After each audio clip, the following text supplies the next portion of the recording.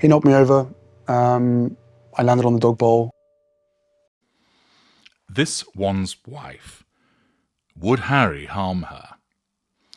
Hello, I'm hgtudor. I've been asked by a number of viewers, could it be that Harry might ultimately harm this one's wife, even go so far as to kill her?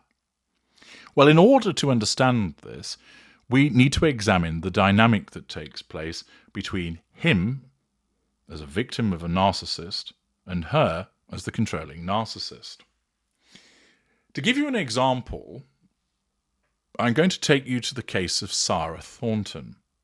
This probably isn't familiar to many of you, and it was actually the source of a dramatization called Killing Me Softly, which was released back in 1996.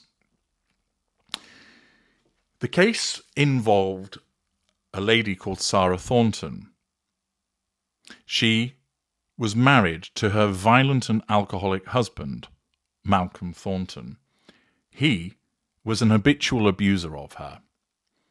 Malcolm Thornton died in hospital after he was stabbed at the home he shared with his wife Sara on the 12th of June 1989 following an argument. At her trial in 1990, she pleaded guilty to manslaughter due to reasons of diminished responsibility, claiming that she had stabbed him accidentally following a row as he lay drunk on the sofa.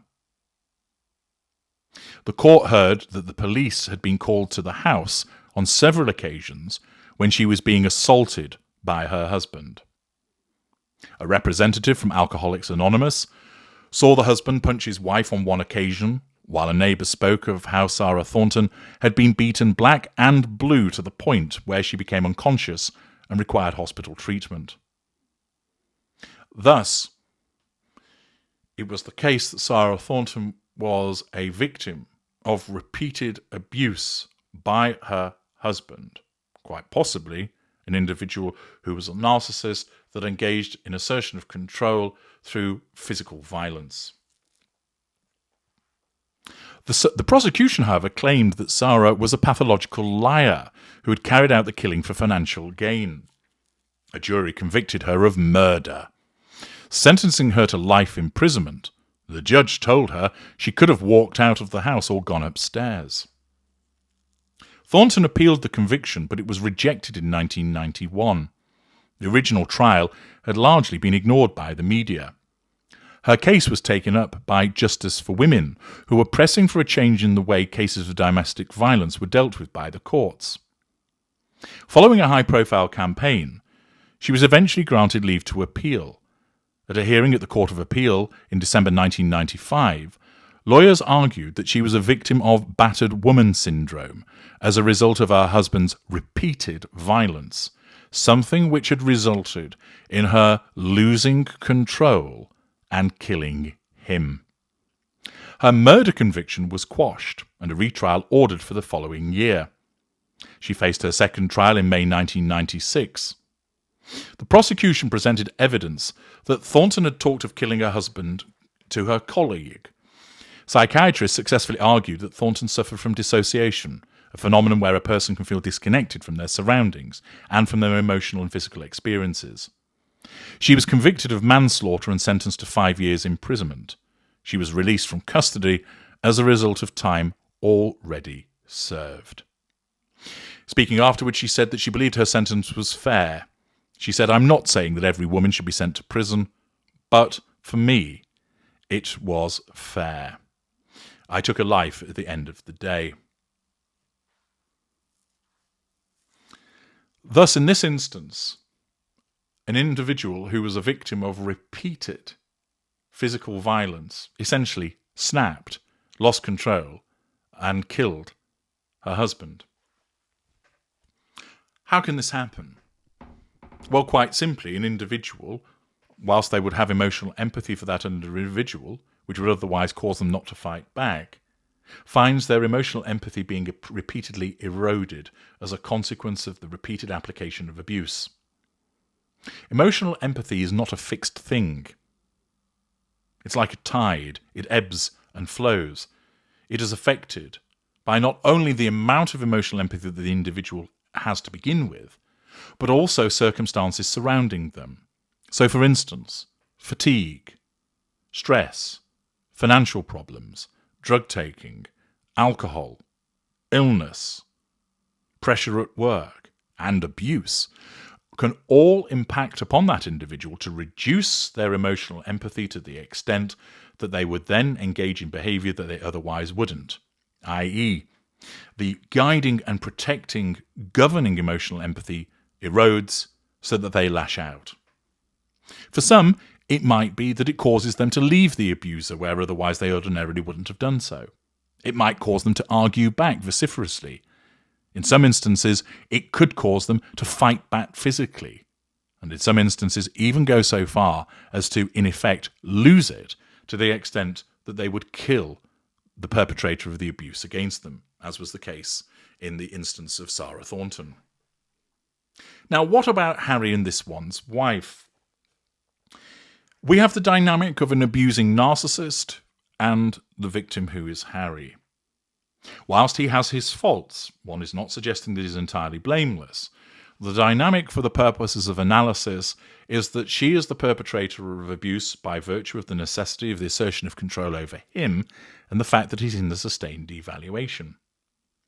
This means that he is repeatedly subjected to behaviours such as being falsely accused of things, being told to shut up, being belittled, invalidated, triangulated unpleasantly with other people, with events, with objects, reminded of things in the past which might embarrass him, that there may be behaviours such as cross-examining him about what he's done.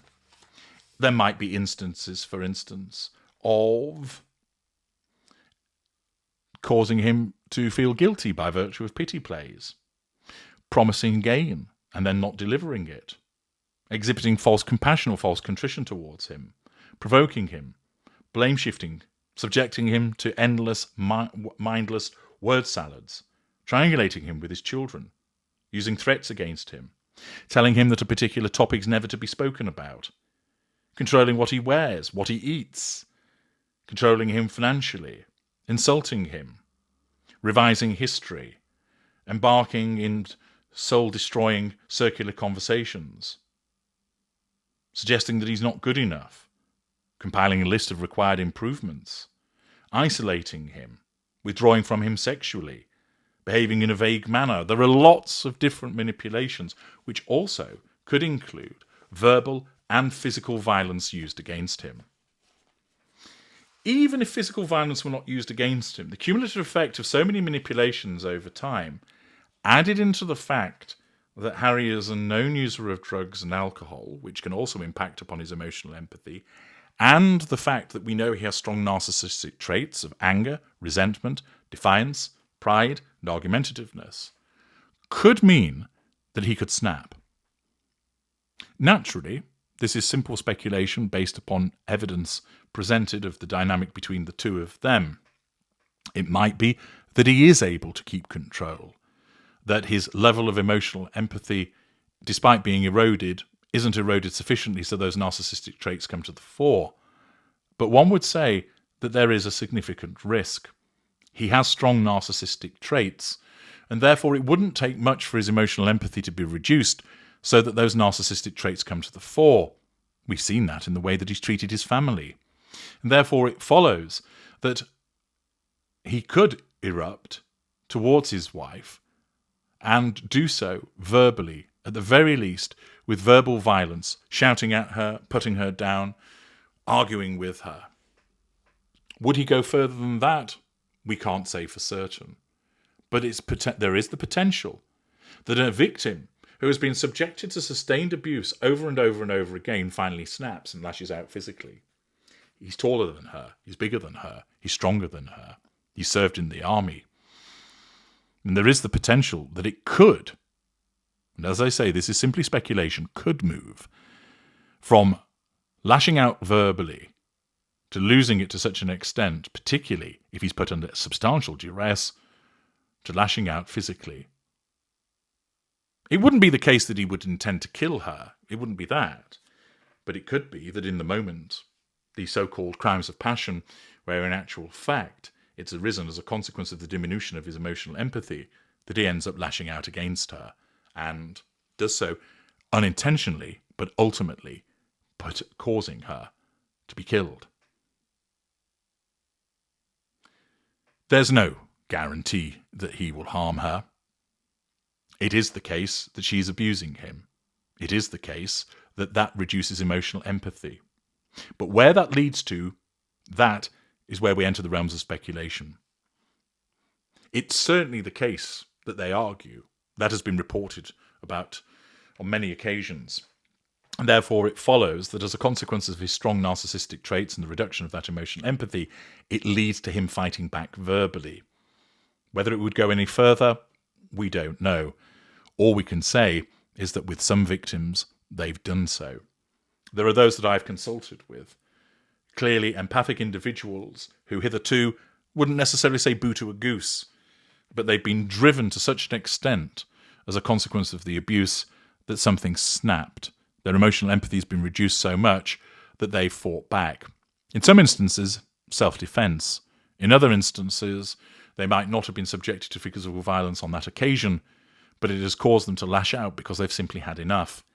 It happens. I have seen in consultation numerous instances where that has been the case, and there are various legal cases report about it also. And thus it means that potentially Harry could, although there's no guarantee, go down that route also. What do you think? Do you think that it's something that Harry could do? Do you think that he could lash out physically?